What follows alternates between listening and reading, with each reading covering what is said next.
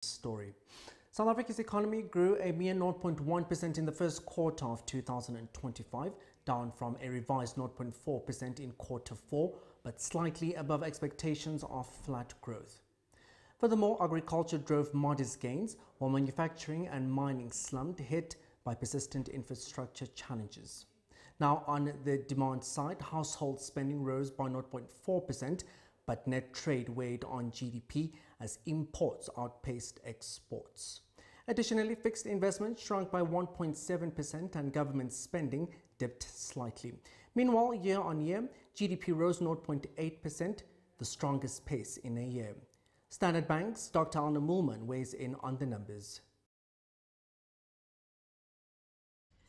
The economy marginally outperformed our expectations in the first quarter of this year, with 0.1% economic growth rather than our forecasts for stagnation. This was largely because of a very strong performance by the agricultural sector, and we note that more than half of the sectors contracted on a quarter-on-quarter basis.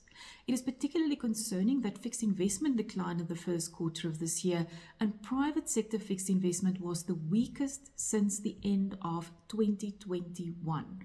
This is a real concern when we think about creating more capacity in the economy to support stronger, longer-term trend growth.